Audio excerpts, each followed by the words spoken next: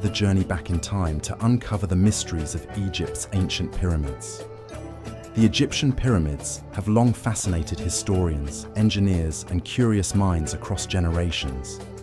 These monumental structures are among the oldest and most enduring testaments to human ingenuity.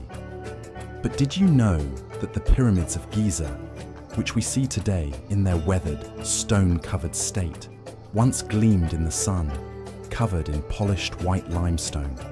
Imagine the sight. Towering structures that glistened brilliantly under the Egyptian sun, visible for miles around.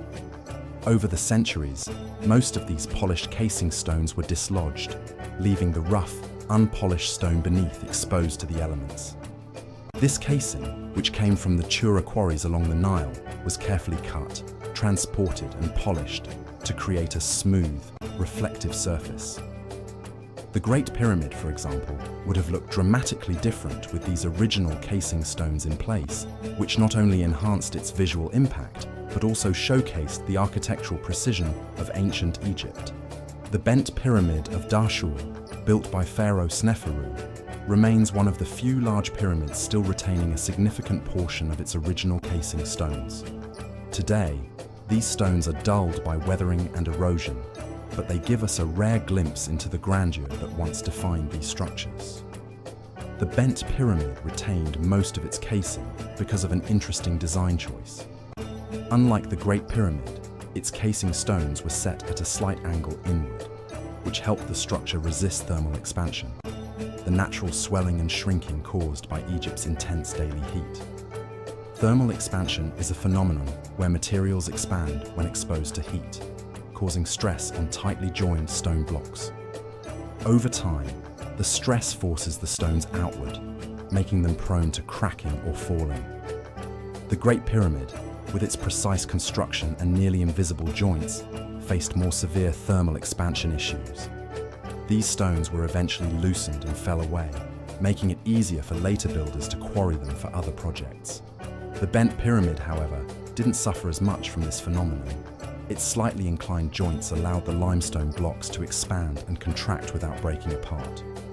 This brilliant yet simple design feature preserved much of the pyramid's casing, preventing looters from removing the stones as easily. Over time, this unique construction method has given modern historians an invaluable look into ancient building techniques. Peter James, a structural engineer specializing in historical preservation, has studied the pyramids extensively. In his book, Saving the Pyramids, he explains that the problem of thermal expansion played a key role in the erosion of the pyramid's outer layers. James's research highlights how thermal expansion and weathering eventually contributed to the dislodging of many casing stones, making them easy targets for quarrymen. Another interesting case is that of the capstones, or pyramidions, believed to have crowned the top of each pyramid. Some reconstructions imagine these capstones as golden or gilded, shining brightly as a final symbol of the pharaoh's power and divine connection to the gods. However, historical evidence suggests that these pyramidions were more likely made of the same limestone as the rest of the casing, or possibly a contrasting dark stone, like granite, which would have offered a subtle yet visually appealing contrast against the bright limestone surface. One of the reasons people imagine golden capstones is because of much later examples, like the pyramids from the Middle Kingdom, which did feature gilded decorations. But with the Great Pyramid, it's unlikely.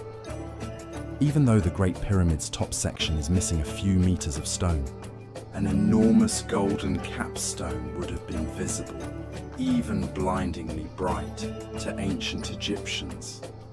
Still, the reflective white limestone was probably enough to give the pyramid an imposing, almost supernatural appearance.